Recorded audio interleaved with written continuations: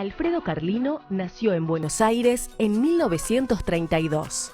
Su vida nos lleva por los caminos de la poesía, el periodismo, el boxeo y la actuación, como también por momentos claves de nuestra historia. Desde el 17 de octubre del 45 al bombardeo de la Plaza de Mayo, la resistencia peronista y las dictaduras de Aramburu, Onganía y Videla, en las que fue perseguido por su militancia.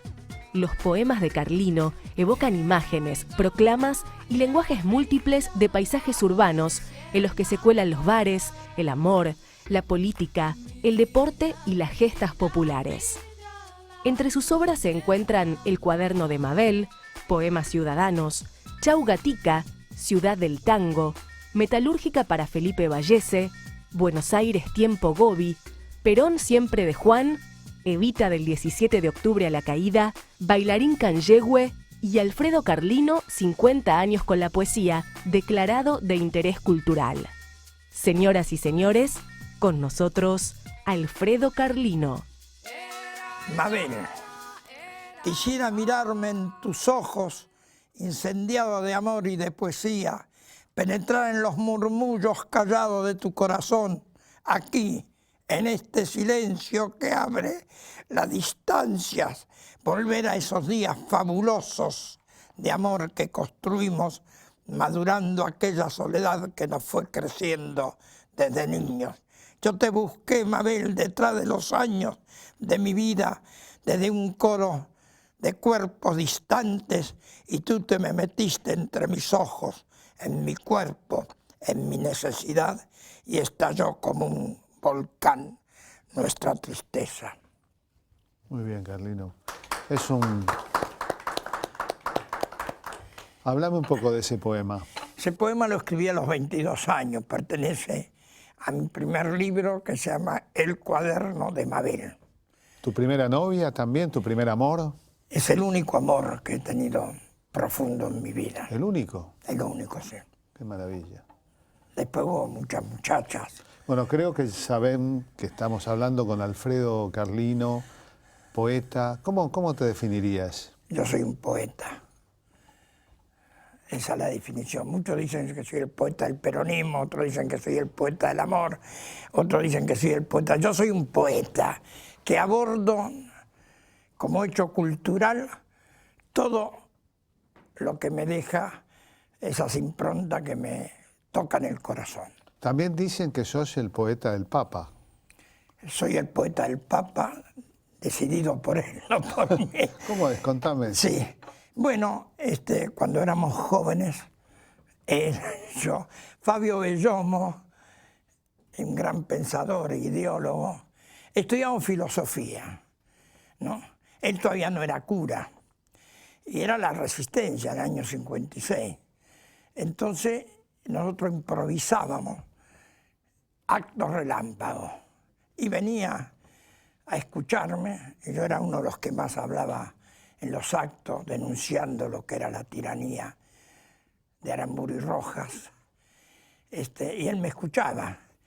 Después, con el padre Mujica, que yo trabajé mucho con el padre, fui muy amigo de él, que luchaba en las villas y en otros lugares, le llevaba mis libros, ¿no? Y bueno, y ahora se los lleva Mariotto. Y él se emociona y le dice a Mariotto, este libro va a la biblioteca del Vaticano, así que estoy en la biblioteca del Vaticano. Mariotto, vicegobernador de la provincia de Buenos Aires. Sí, que es muy amigo como de él. un amigo, hemos sí. tenido encuentros de poesía y noche. Sí, acaba de ser una cosa maravillosa que terminó anoche, ¿no? El encuentro de la Patria Grande. De legisladores de la Patria Grande. Sí, no, y de músicos, de cantantes. De cantantes. Sí. Vinieron conjuntos de México, de distintos lugares, y hubo una multitud de gente todos los días, ¿no? Y yo me permitió eso bailar, porque a pesar de mis 82 años, bailo suelto y me gusta mucho bailar y me hace mucho bien a la salud, ¿no?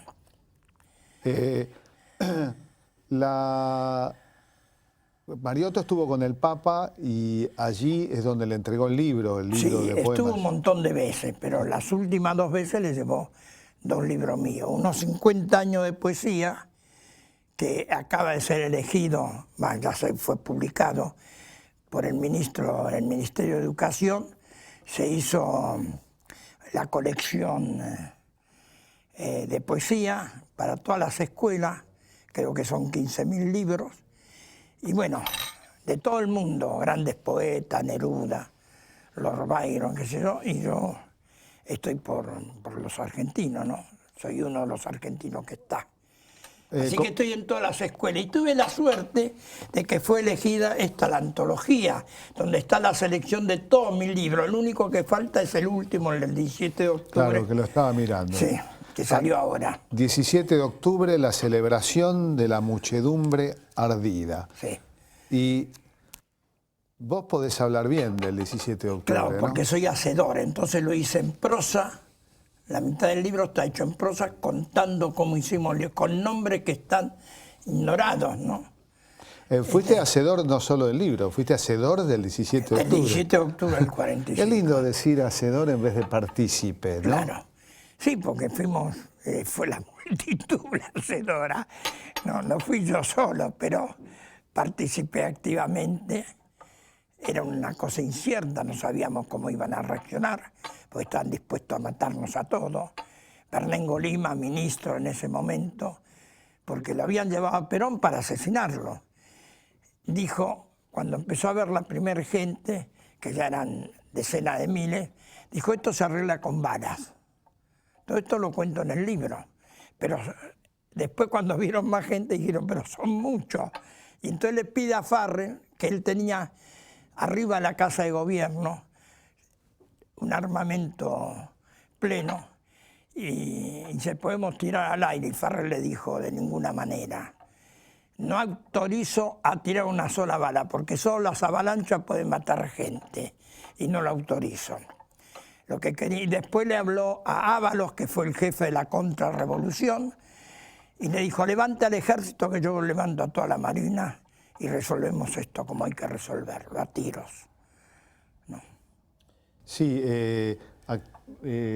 hablamos de Bernengo Lima, en ese momento ministro de Marina, sí, que en una recordada marcha, cuando Perón ya estaba preso de la Marina, podemos decir que Perón estaba desaparecido, porque sí, desaparecido. No se sabía dónde estaba. No se sabía dónde estaba. ¿Es cierto que la gente preguntaba cuando apareció Perón, ¿dónde estuvo? ¿Dónde estuvo? Así es. La multitud preguntaba esto. Lo cual significa que no se sabía dónde estaba. No se sabía, quería saber qué había pasado con él, si lo habían torturado, porque todos sabían que lo iban a matar. Bueno, como hace el imperialismo permanentemente.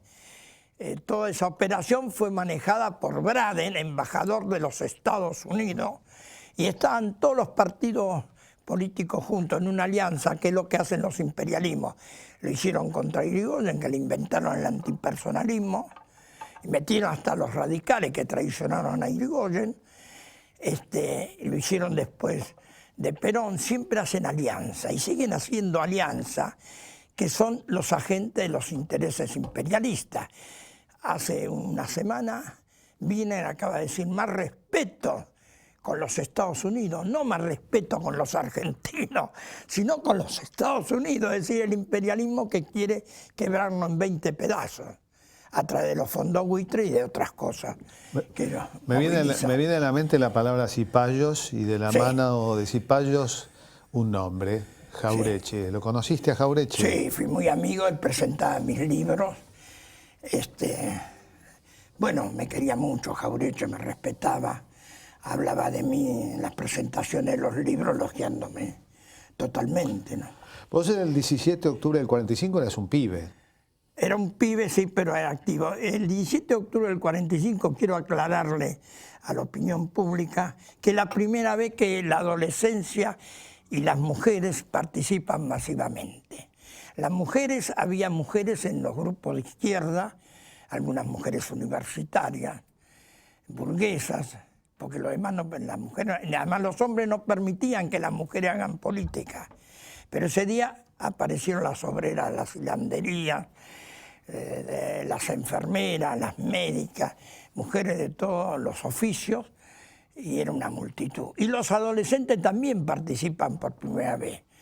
La Unión Nacionalista de Estudiantes Secundarios, a la que yo pertenecía, llevó de todos los colegios secundarios, no solo de Buenos Aires, sino del interior del país. Fue masiva a tal punto que del diario Crítica nos balean y matan a varios, entre ellos a Darwin Passaponti, a quien le dedicó el libro, que era un adolescente poeta como yo.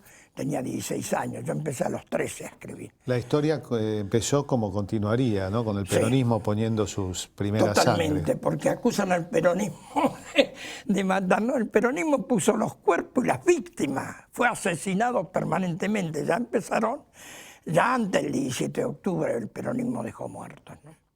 Sí, incluso el caso de Juan Ingalinela, supuesto Sí. desaparecido durante el peronismo. Sí, no fue desaparecido. Mucha gente ignora que los torturadores fueron presos Por Perón. por Perón. Quiere decir que no era desaparecido, porque sin cadáver no hay condena. Claro. En el 56 lo liberan a esos policías asesinos Tal y cual. torturadores, con la complicidad inclusive de los camaradas de Ingalinela. Y Pues bueno, nadie dijo nada. Ingalinela era militante comunista, pero se sí. cuenta, hay una versión que dice que el grupo de Ingalinela estaba repartiendo volantes contra el bombardeo a la Plaza de Mayo. Sí.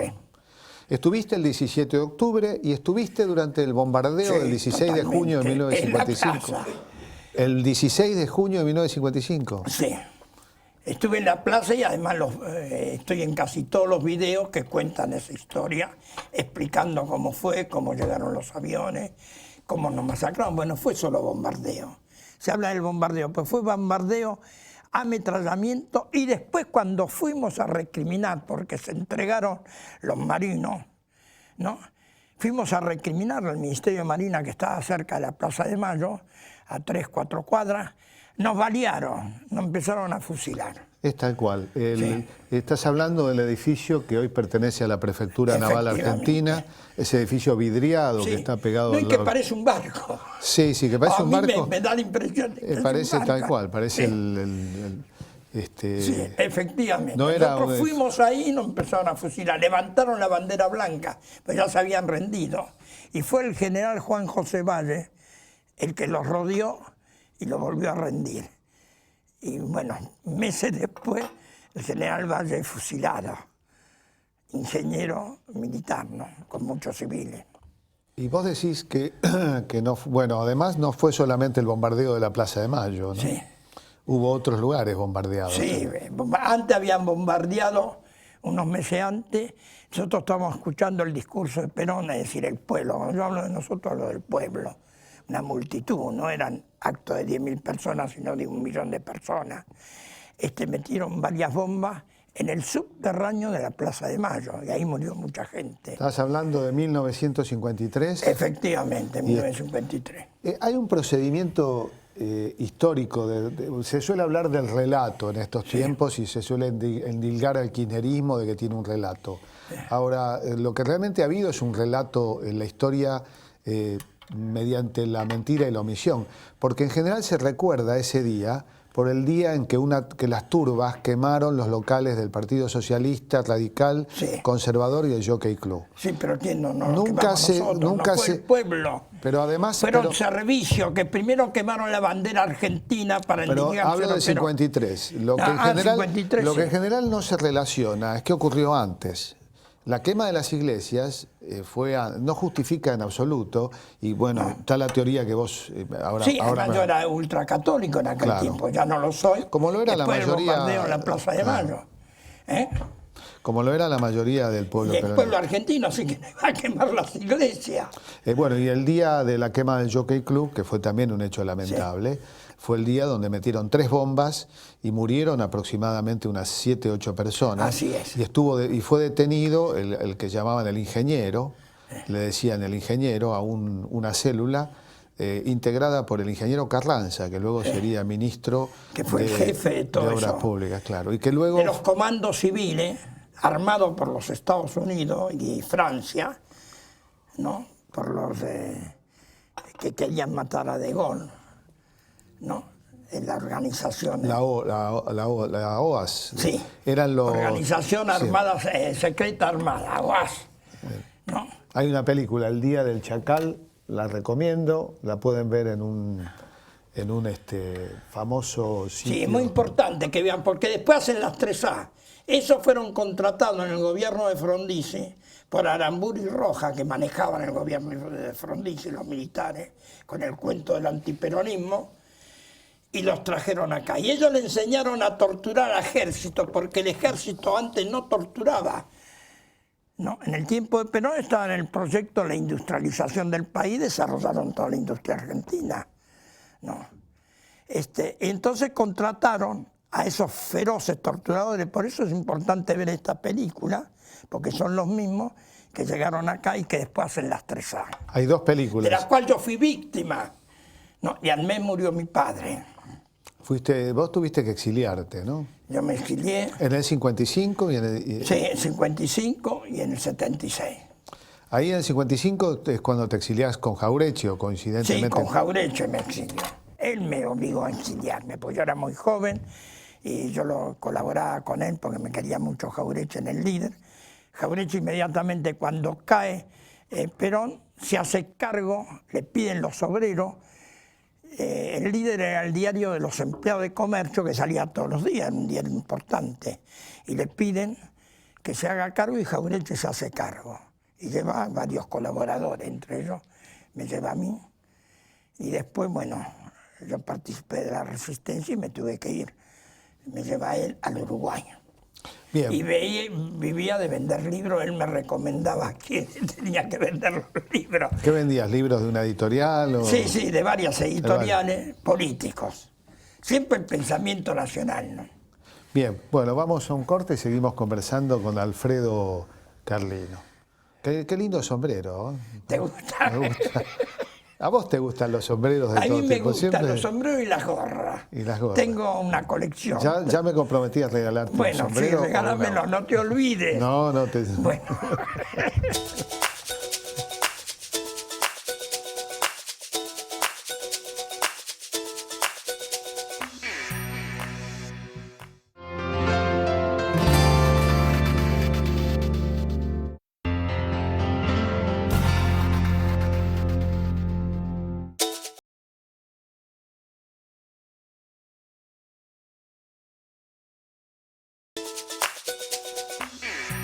El 17 de octubre, la celebración de la muchedumbre ardida.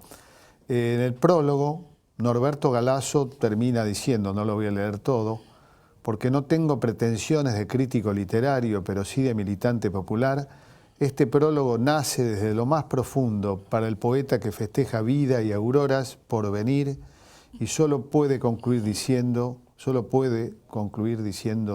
Norberto Galazo, gracias Alfredo, por ser siempre el mismo, tosudamente el mismo, único. Y me gustaría que vos leas uno de estos poemas. Con mucho gusto. Este es mi último libro, que no lo van a encontrar en las librerías, porque yo he decidido, después de tantos libros, tengo 15 libros ya publicados, venderlos yo directamente en mis recitales, porque lo que más me interesa no es que compren el libro, sino transmitirle la experiencia de vida que yo he tenido, ¿no? Como fue el 17 de octubre, acá está totalmente explicado. Y doy una conferencia sobre eso en cada presentación. Bueno, el 17 en la ciudad pacata. Para mis queridos amigos Marga y Guillermo, dos compañeros, Marga es psicoanalista y Guillermo, un gran compañero que ha muerto, ya no está más con nosotros, ¿no? ¿Cómo tolerar a los rotosos, desheredados sin nombre, sublevados, cantando y bailando, músicas plebeyas, subalternas? Eran diabólicos los obreros, engrasados de ausencia, con sus impúdicos olores. Exhibían imprudente su vocación revolucionaria. Ahora tenían un norte, el nombre y la bandera, que habrá quebrado la turba multa del desprecio con descamisados de octubre, para tanto odio en la eternidad. Un orden jerárquico vacuno la indiferencia oligárquica colonial o ese sueño de vivir en París descalabrado por la multitud. El sueño de vivir en París descalabrado por la multitud. París, acá tenían los campos, ¿no? Y bailaban tango allá. Acá no bailaban los tangos, pero allá las mujeres no daban bolillas y no bailaban el tango. Los cajetillas. O sea, bailaban el tango allá. Sí, tal cual, tal cual. Hay una novela de Blasco Ibáñez, Los cuatro jinetes del Apocalipsis, Sí. que el protagonista es un cajetilla, lo que los franceses llaman a su vez un rastacuero, Sí. Que triunfa en París y bailando el tango, ¿no? Ya estamos hablando de una novela de 1900, la escribe Blasco Ibáñez durante la la novela la escribe Blasco Ibáñez, que era español, la escribe en París durante la Primera Guerra Mundial. Claro, porque era folletinesco. Sí. Y se leía mucho porque era esa literatura que bueno, en fin. Lo que después llamaron el bestseller, como se hace un bestseller. Y la hizo famosa Valentino en una versión muda de... Baila el tango ahí, Tal baila. cual. Y bueno, volvemos un poquito, el 17 de octubre va a ir y venir en esta charla porque estamos además en octubre. Y bueno, también recordar la partida reciente de alguien que también me contó el 17 de octubre, ¿no? El compañero Antonio Cafiero, que demuestra, además él era en ese momento un estudiante. Sí, era estudiante universitario, en ciencias católico, económicas. Muy católico. Y que también confirma lo que vos estás diciendo, que no era solamente la multitud obrera, que sin duda lo era, el sustrato sublevado de la patria, sino que también había, como decía, mucha clase media, ¿no? Sí. Solamente así se puede entender un movimiento de semejante alcance que estaba dando respuestas para sectores muy amplios de la sociedad. Y vos... Y que está vivo. Peronismo no ha muerto. No, Está totalmente vivo. Cosa que no ocurrió con otros movimientos equivalentes de... Ni siquiera con el radicalismo, que con Irigoyen era un movimiento revolucionario y antiimperialista. Bueno, la marcha radical dice que se quiebre pero que no se doble, ¿no? A veces uno siente que algunos radicales se quiebran y se doblan. Sí, las dos cosas. La mayoría, querido. Y que la boina está un poco amarilla. Sí. Rojiza casi, ¿no? Todos saben que en este programa no ocultamos el punto de vista. Yo acabo de hacerle un poema a Irigoyen, donde hablo de Moisés Levenson, de Luis de Lepiani, de Del Mazo, de grandes... Bueno, el mismo Jaureche era radical. Sí, todo Forja. Irigoyenista. Sí. Y bueno, Luis del Piani pertenecía a Forja, nada más que en vez de irse al peronismo se queda al radicalismo. De cualquier manera, lo que le pasó al radicalismo, que fue lo que se conoce como alvearización, alvear era precisamente una expresión de la oligarquía, ¿no pensás que le ha pasado también al peronismo? Bueno, que decir soy peronista no dice mucho, no dice nada en sí. La pregunta es ¿qué peronista sos? No, lo que pasa es que la renovación vació de contenido al peronismo. Pero el peronismo se mantuvo, en el pueblo se mantiene, en la clase obrera, en los dirigentes obreros tan vilipendiados, se mantiene ese ideal de redención, de transformación social, ¿no? Como hombre de la vieja guardia peronista, ¿qué relación tenés con los jóvenes peronistas? Tengo muy buena. Y con los jóvenes que me llaman para darle charlas, y le doy permanentemente charlas sin cobrar nada. Y le explico cómo fue el peronismo que hizo Perón y Evita, porque Menem es el antiperonismo, infiltraba dentro del peronismo, derogó todas las leyes que Perón hizo en el país, se entregó al imperialismo totalmente de rodillas, era un mucamo, le pedían 3 cosas y le daba 10. Entonces los diarios que pertenecen también a los intereses imperialistas, como Clarín especialmente, dice, el peronista Menem, siempre dijo, ¿no? Porque había que quemar a Perón, no a Menem. No, pero Menem no puede decir, por eso besó a Izarroja. ¿Por qué besó a Izarroja? Porque el traidor debe demostrar que es mejor que el enemigo. En el peronismo la palabra lealtad es un valor exaltado todo el tiempo y sin embargo no es un valor infrecuente, ¿no? Sí.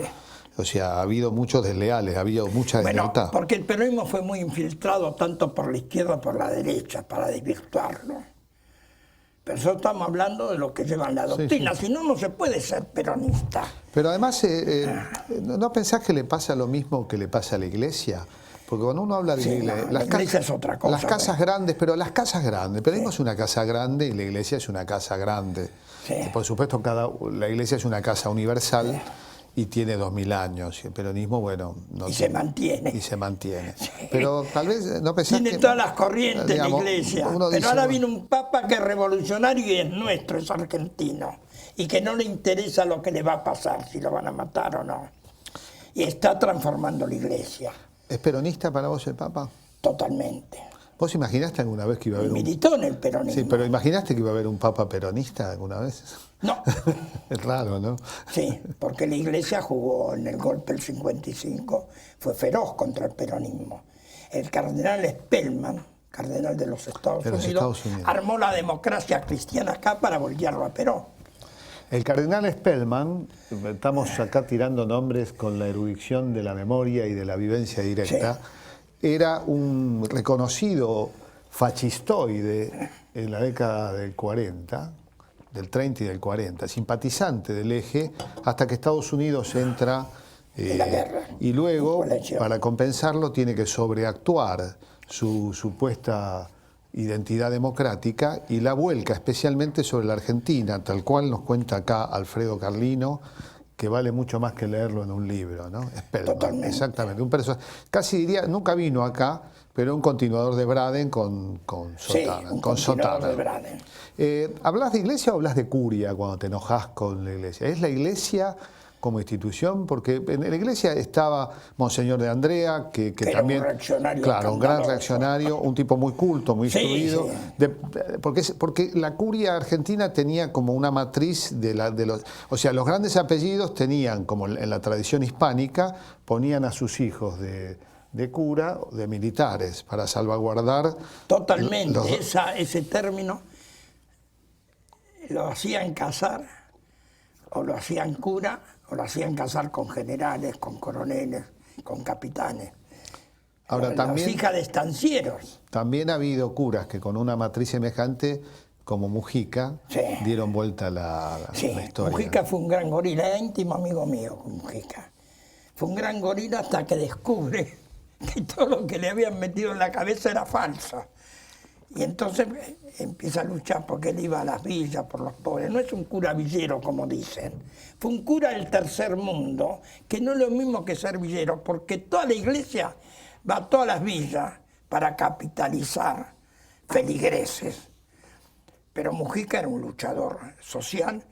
Los curas del tercer mundo, cuando yo era asesor de Paulo Freire, se crea el obispo de Brasil, crea los curas del tercer mundo que se irradian por toda América, que era una ideología, era la defensa de los pueblos oprimidos, ¿no? Y Mujica participa de eso y se hace peronista y luchó totalmente por la ideología peronista, ¿no? Hay identidades persistentes, fieles, leales como la tuya, pero uno no debe criticar, el ser humano cambia, ¿no? Y vos mencionabas el cambio de Mujica, que me hacía acordar al cambio de Rodolfo Walsh. Totalmente. Que también era un antiperonista. No, nunca fue antiperonista, porque él venía del nacionalismo conmigo. Lo que pasa es que en las actas de Chapultepec, hiciste bien en traerlo porque yo puedo aclarar.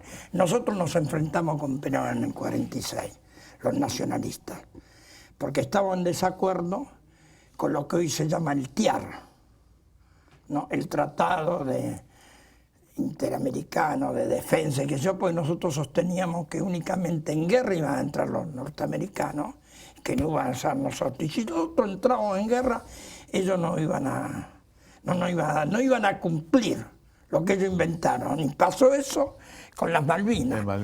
Entonces fuimos presos, Rodolfo Walsh, yo, Alejandro Olmo, un montón de gente que veníamos del nacionalismo. Después entonces él no volvió al peronismo, porque él fue peronista en el 45, Sí, estaba es cierto. agarrándose a trompada Es cierto. en la calle Florida con la gente de la FUBA. Nosotros gritábamos viva Perón, ellos nazis, y nos puteaban y qué sé yo, y terminaron las trompadas. Ahora él me dijo, pues yo le dije, vos ahora te hiciste antiperonista. Dice, yo no soy peronista. En el 55 él estuvo con el golpe, con Lonardi. Pero inmediatamente, cuando la masacre, los fusilamientos de esos compañeros, José León Suárez. sí, José León Suárez, en el basural, y él le dice en La Plata que hay un fusilado que vive, no, él en el término del fusilado. Le cuentan que vive, eso. y le cuenta la historia, se salvó de la muerte, con heridas graves, y le cuenta toda la historia y le hace libre Operación Marqués y ya vuelve al peronismo, porque él militó en la CGT oficial, ¿no? Y después la CGT Los Argentinos, que era una continuidad de la CGT, porque Ongaro, tenemos que decirlo, gracias a Perón le gana Bandor las elecciones internamente en la CGT, ¿no? Después Perón pide que se vuelva a la unidad.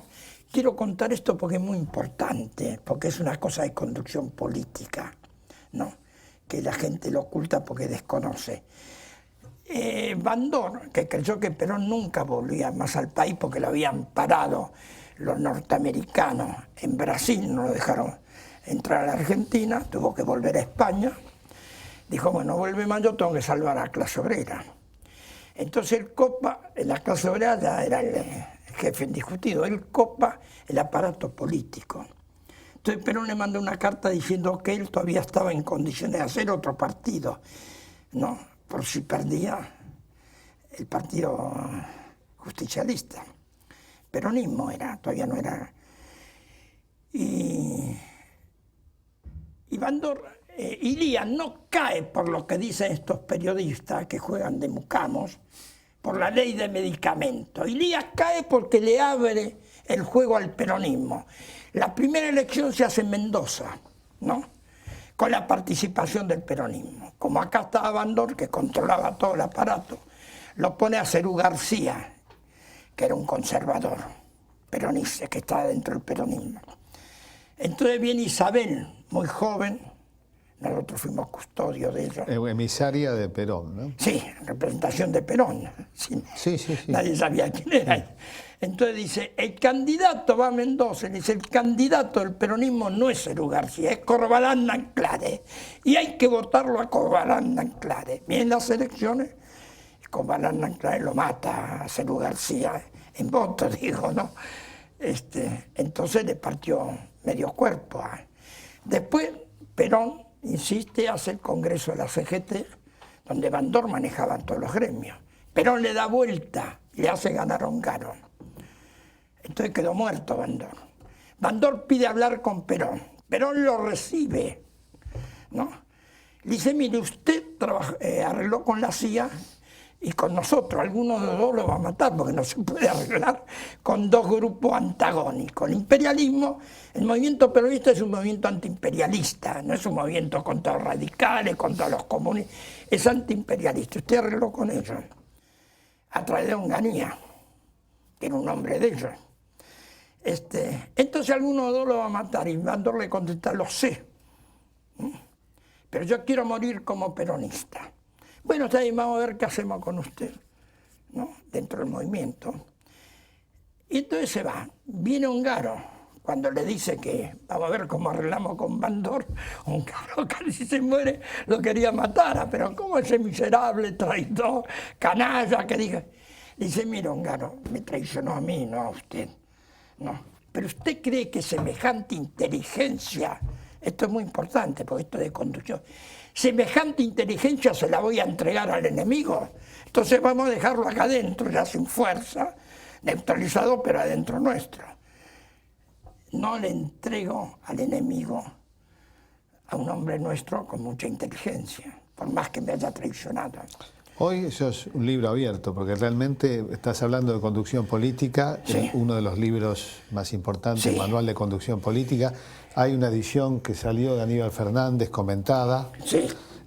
y estás, Salieron La Matanza también. y hizo estás una hablando edición. también del peronismo cuya esencia, contrariamente a lo que muchos han creído, es frentista, tiene una amplitud como para contener en esa casa grande y así nació incluyendo socialistas, anarquistas, comunistas, Abelardo Ramos, que era un marxista, trotskista reconocido, sí, fue uno de los primeros que apoyó al peronismo. Apoyó, no entró, pero apoyó sin duda, como, sí, como Hernández Arregui, que venía sí, del comunismo, Borlengui, que venía del socialismo, sí, o Cámpora, que venía del conservadorismo, o, claro, eso es muy importante. O Quijano. Cámpora era conservador. Por eso hablar de la derecha. Ayer vi una cosa que le hice fotografía porque quiero anotarla por mi secretaria, de Mujica, que fue jefe guerrillero, torturado, 18 años en un pozo prácticamente, ¿no? Que dice, no hay que estar ni contra la derecha, ni contra la izquierda, contra el medio, porque eso es la división que nos arma el imperialismo. Eso es totalmente de Perón, ¿no? Entonces, Cámpora, ¿de dónde viene? Yo le digo a los jóvenes, viene del conservadorismo, era dirigente conservador en la universidad y después en el partido. Cuando viene el peronismo, descubre al peronismo y se hace totalmente peronista porque fue un hombre leal, extraordinario, primero a Evita y después a Perón. Por eso Perón lo pone de candidato a presidente. Bien, seguimos en este libro, sentado delante mío. Qué memoria, ¿eh? Sí, yo tengo una gran memoria, y eso es lo que además me salta. tirás cosas que realmente... Sí, que bueno, nadie se anima a decir. Bueno, vamos a un corte y vamos a volver en el último con Alfredo Carlino, su poesía y sus historias.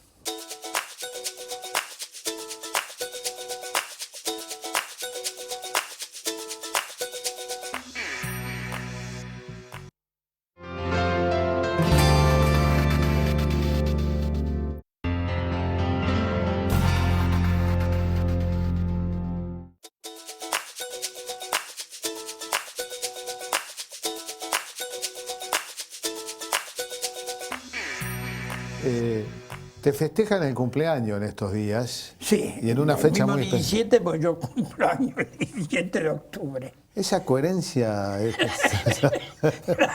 Claro. Lo festejaste a lo grande en 1945. Claro. Tiraste la plaza por la ventana. Totalmente, no.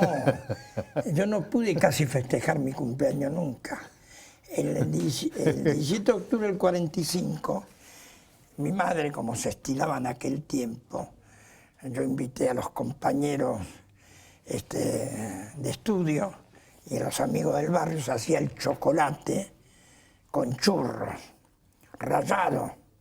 Chocolate se rallaba en una fuente con leche. ¿Era chocolate o era...? No, chocolate real. Chocolate bueno. Sí, en aquel tiempo se estilaba así, yo lo sigo haciendo así, como aprendí de mi madre. Vinieron todos menos yo. Cascarilla era, claro, ¿no? Yo me escapé el día anterior porque se hablaba de que iban a detener a los que estaban, yo era delegado estudiantil, ¿no?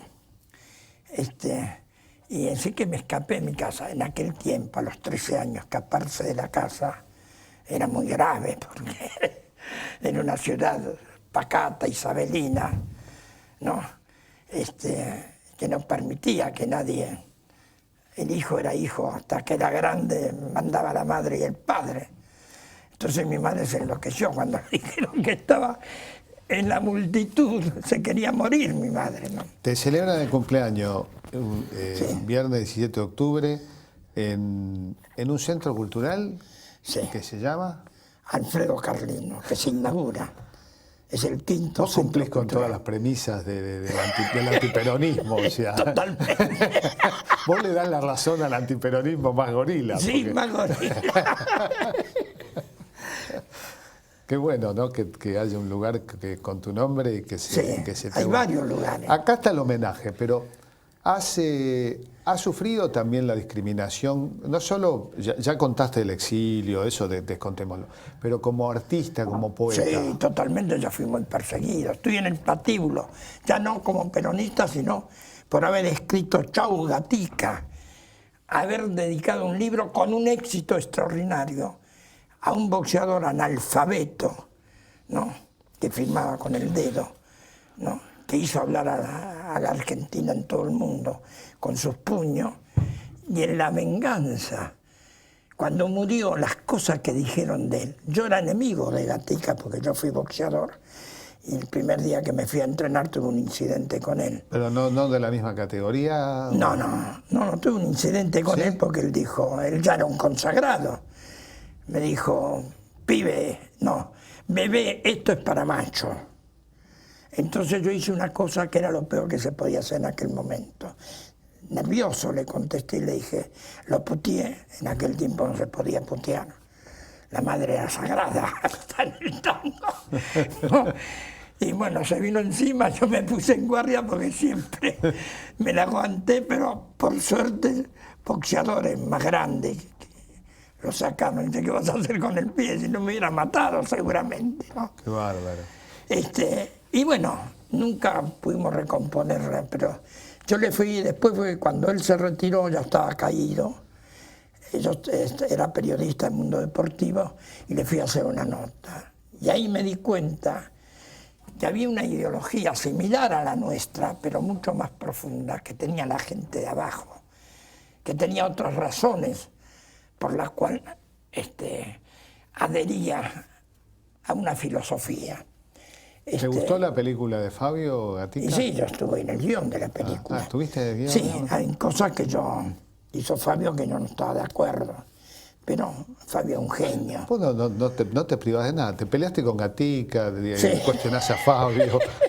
No, Fabio, yo lo admiro totalmente. Enfrentaste a Perón en el 46. Y, estuve preso. Y después dicen que los peronistas son obsecuentes. Miren acá a Carlino como evidencia de lo contrario, ¿no? Sí, pero Perón excitaba a la gente a discutir. Cuando alguien de joven me dice, no, pero Cook discutía, sí, todos discutíamos con Perón, porque para Perón era una cosa creativa la discusión.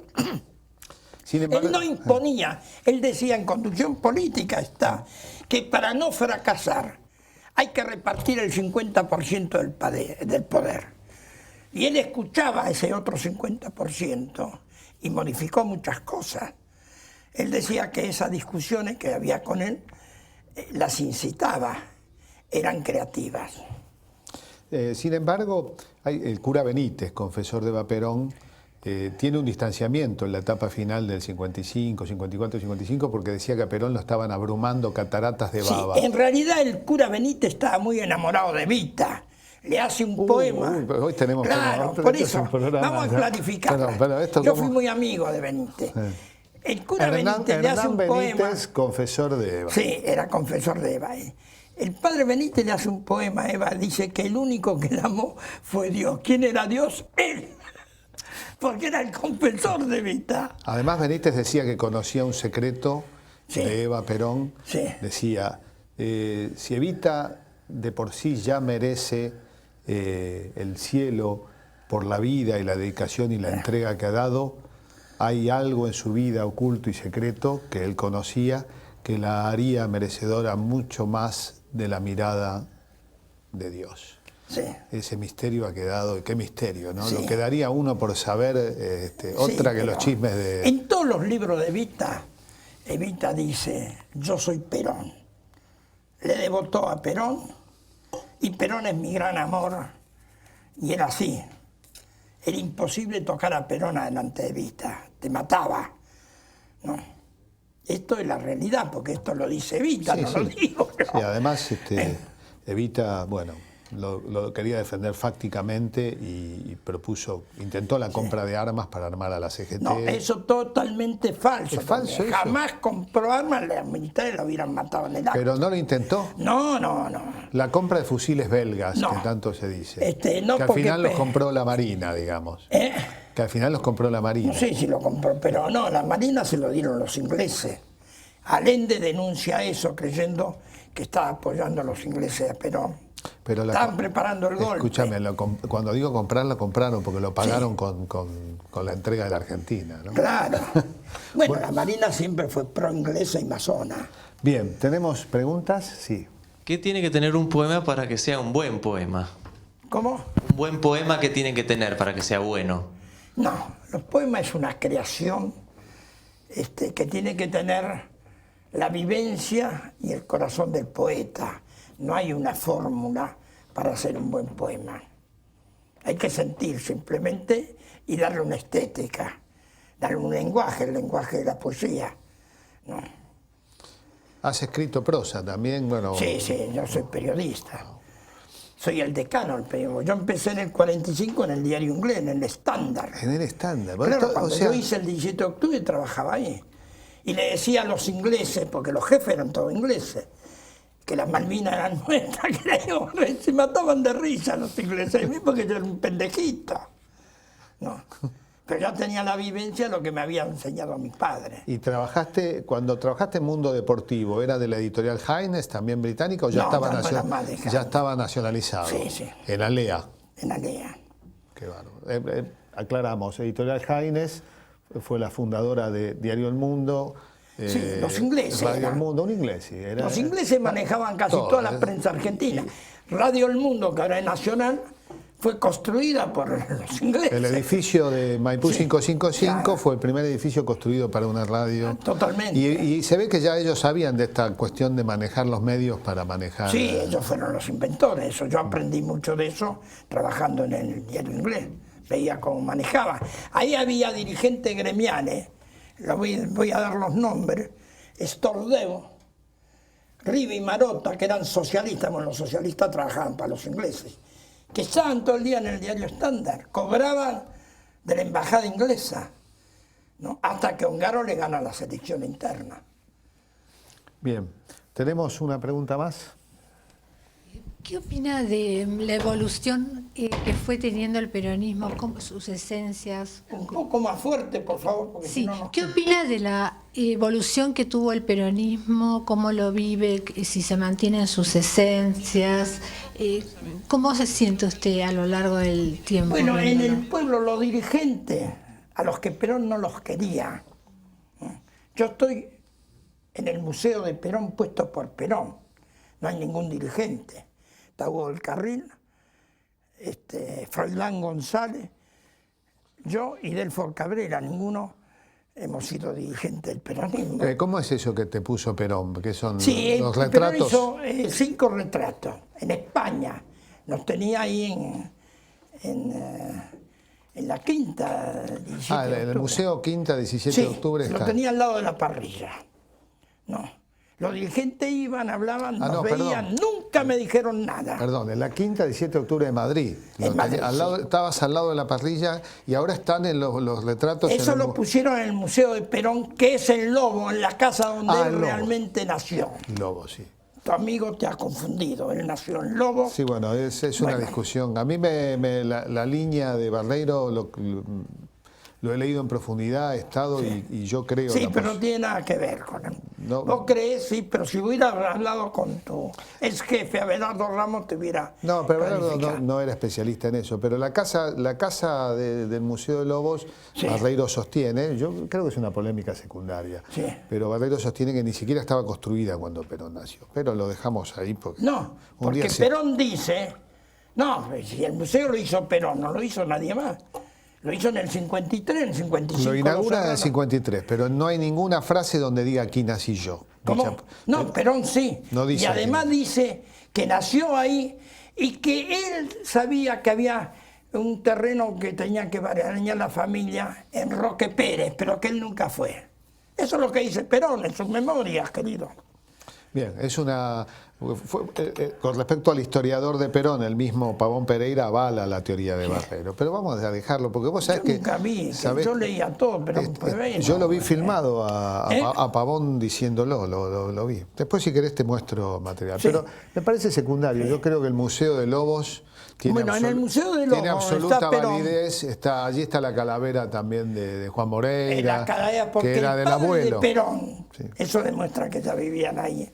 El padre de Perón era un investigador del naturalismo, naturalista, se carteaba con grandes capos del mundo y cuando muere le entregan la carabela para investigarla. Carlino se ha peleado con Perón, con Gatica, Sí. ¿con quién más te peleaste?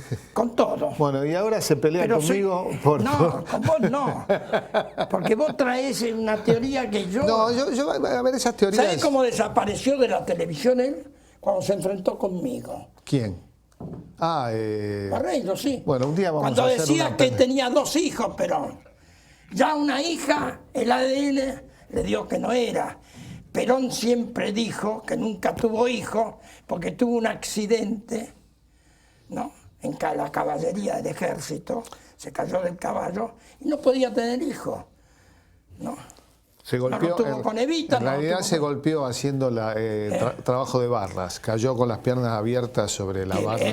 Sí, imagínense ustedes. Pero bueno, todo digamos, es... Yo no me peleo con vos, sino que somos si te amigos. digo en broma. Sí. Te digo en broma. Ni me peleé con Perón, inmediatamente Pero volví al peronismo. con Gatica tampoco te peleaste, no sé me mataba. No sé si estarías acá. Pero si a mí yo te voy a contar una A mí perdón, yo digo esto que te peleaste, porque a mí en lo personal me parece que a la política, especialmente al peronismo y a la tradición que hoy expresa la continuidad del peronismo del kirchnerismo, le hace muy bien la polémica totalmente, interna. y no hay polémica ahora. Hay que volver a los debates como quería Perón. Le hace muy bien. Y la autocrítica, que no hacemos ninguna autocrítica. Es cierto que nos están criticando todo el día y que es muy difícil para quien dirige un movimiento y que está en la conducción de un movimiento estar todos los días recibiendo ataques tras ataques, sí. Y es ahí donde cotiza muy bien el elogio, la obediencia y hasta la obsecuencia. Pero eso termina generando inmunodepresión en los movimientos. Sí, y falta de formación. Pero yo creo igual que me parece que ya en Lo que han hecho con Vudú es una inmoralidad total, ¿no? Porque no hay una sola prueba. Y hace 3 años, 4 años, todos los días sale, ¿no? El linchamiento mediático es una de las herramientas, y hay un gran luchador, casi en soledad, que es Víctor Hugo Morales, sí.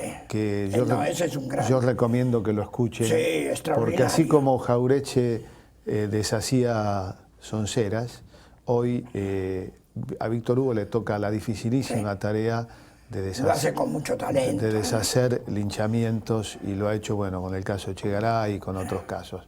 Bueno, Carlino, la verdad que nos queda muchísimo por hablar, pero vamos a seguir. En tu cumpleaños, el 17 de octubre... Con Perón en el 46, peleé muchas veces, pues cuando yo no estoy de acuerdo, eso lo aprendí de Perón, hay que decirlo. Yo reivindico tu actitud, estoy absolutamente de acuerdo, y bueno, y le mandamos juntos un saludo a Mariotto, que sí, Mariotto, que yo lo apoyo para que sea gobernador. Mariotto viene del peronismo, formado por su padre, que estuvo al lado de Framini. Yo lo conocí a Mariotto en Calafate, que fue el hecho fundacional de lo que se conoce como del kirchnerismo nacional. Sí. El kirchnerismo existía en Santa Cruz, pero sí. El encuentro de Calafate fue, sí. De alguna manera... Pero aparecieron algunos personajes de Calafate muy extraños. Hay de todo, como el todo. primero Fernández. Bueno, pero como todo, o sea, si vos analizás el peronismo también, mirá quién era vicepresidente de Perón, Tecer. No, se lo impuso la Marina. Está bien. La frenaron a Evita y... Pero era el campeón mundial del peronismo como Rojas, que proponía todo el tiempo que le pusieran Eva Perón. Sí, por era ejemplo. Un alcahuete de Eva y después fue el enemigo. Mira, nos quedan muchos temas. Te quiero regalar 2 cositas. Caras y caretas. Con mucho gusto. Que ahora sale por suscripción. Por suscripción. Y te voy a regalar mi novela Juan y Eva, bueno, en un ejercicio muy poco humilde de mi parte. Yo te regalaba este libro, ya lo tenés. Sí, lo tengo. Ahora hicieron el Ministerio de Educación. Qué lástima no nos queda tiempo. Una vez recitamos juntos con Carlino lo que se conoce como poesía a la limón. Sí. Yo lo aprendí por vos eso. La poesía a la limón es una poesía hecha entre dos, donde uno tira una estrofa y el otro continúa con otra estrofa. Esto solían hacerlo Neruda y Lorca, por ejemplo. Bueno, la próxima vez que te invito hacemos un poema a la limón. Bueno, con mucho gusto. Gracias.